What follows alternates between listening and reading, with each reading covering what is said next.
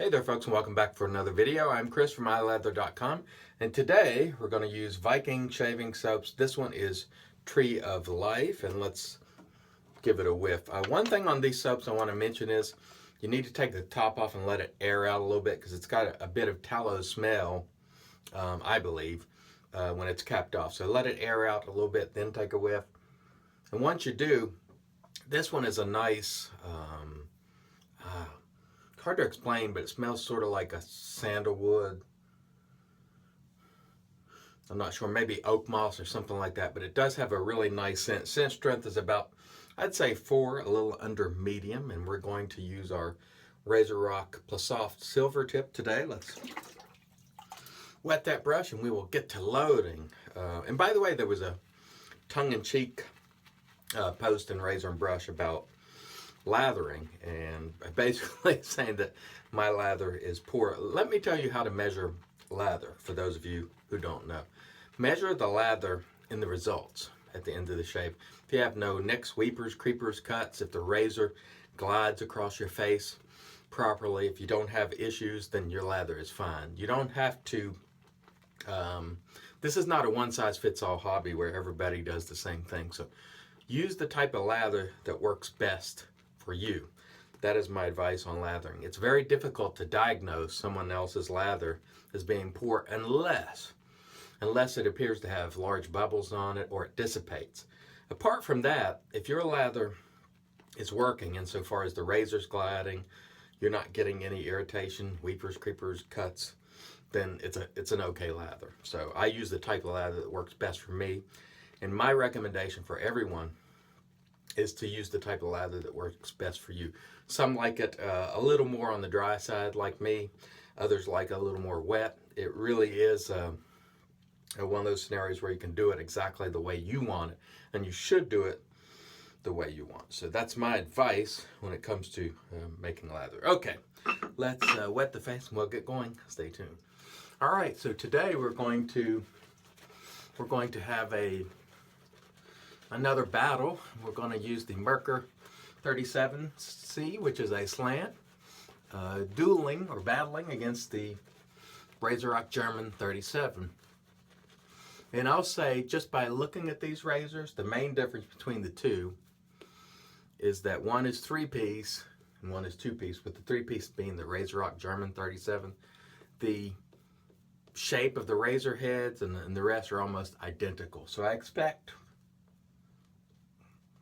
the shave to be nearly identical. We will see if it holds true. The other difference is one of them is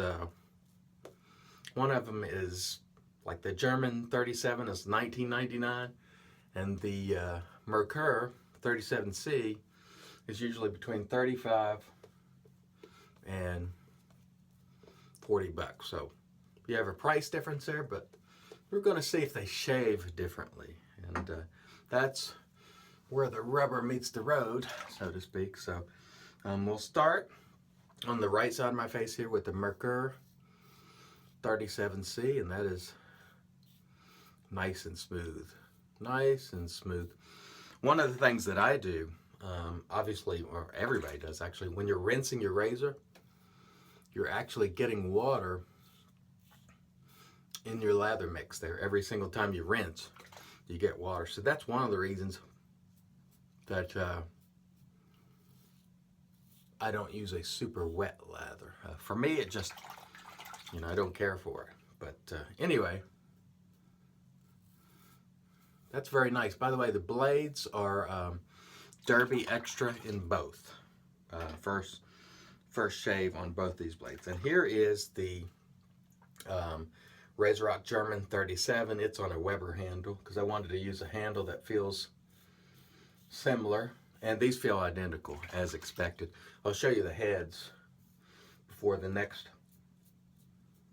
pass, and there's almost no difference between them. So I expected the shave to go this way, and it is. It is basically the same razor minus the price and the fact that one is 3-piece and one is 2-piece. Okay, excellent first pass. Let's come back for pass 2. Stay tuned. All right, that was a nice pass 1. And the razors, like I said, nearly identical in the shape, or it actually felt identical in the way they shaved. No difference whatsoever in the two. Of course, one has a different handle, so you're going to get a little difference in balance, but in terms of the way they're actually cutting and all the rest, really not a lot of difference. Not a lot of difference at all. All right. This soap is quite good. This is a tallow-based soap. It's $10.75, by the way, for 5.8 ounces, or it's under $2 an ounce, I do believe, like $1.85, and it is quite good for the money. Okay. Looks like we're ready to go. All right, this time we'll use the RazoRock German 37 on this side of my face, and that feels quite smooth. Nice residual slickness there on the soap, which is expected. Very nice indeed. Not bad at all. I think the only problem that people might have with Viking soap is you do get a little bit of that tallow type scent, but if you open the jar and let it air out, it does just fine. You don't smell that while you're using it for shaving, but if it's been capped off for a while, it does sort of have that sort of odor to it. All right, that side was excellent. Now let's use the RazoRock, the Merkur 37C, and that is fantastic as well. So really, folks, not a lot of difference here, and it's pretty much what I expected. I would say if you want, two-piece, and don't mind spending more, go with the Merkur 37 or 39. There's actually a 39 that has a longer handle, like a barber pole-like handle. Or if you just want to spend $20, you can get the three-piece RazoRock German 37, which shaves just the same for me. All right, let's rinse the face and we'll come back for pass 3. And here we go for pass 3. And one of the things I would reiterate that I've said before is, folks, this is yours. This is your hobby. Do things the way you want to do it. Do not allow yourself to be derailed by other people who want you to do things a certain way. Do what works best for you always. If you like using a synthetic brush, use a synthetic brush. If you like using a bore, use a bore. It is entirely up to you. And you have to decide what works best for your face, what works best with your water. No one has the exact set of conditions that you do. So I'm fond of saying this is yours. This is your time. Do it the way you like. And if the result is to your liking, keep doing it that way. Just enjoy it. And so that's what we do here every day. And there's nothing wrong with trying new things, but if you're happy with how you do it, then just press right on with it. No need to change it. Okay, let's start with the Merkur 37 on the last pass here, and this has been wonderful. Wonderfully slick soap, by the way. The quality of this soap is really fantastic, especially at the price, which is a friggin' steal, to tell you the truth. Very nice indeed. And this razor is actually, I've heard some people say it's aggressive. It is not aggressive, not even in the least. So if you're looking to get into slants, and you've never used one before and you want to start with a mild slant, the Merkur 37 or the RazoRock German 37 are an excellent place to start, I think, because they are not aggressive. And for me, pretty smooth. Some people don't care for them, but I like them.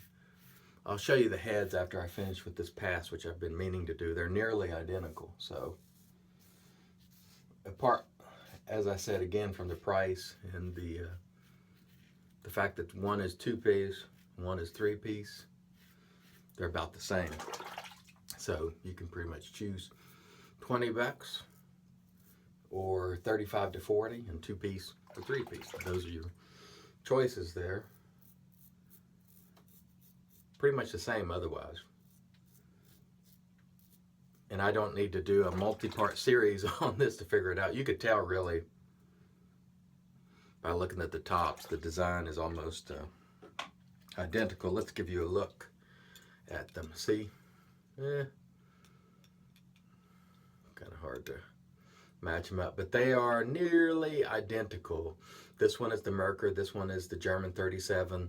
They shave exactly the same as far as I'm concerned, so just take your pick and go with it. And I think it's an excellent slant to get into slants with. All right, let's rinse the face and we'll come back for the post. Stay tuned.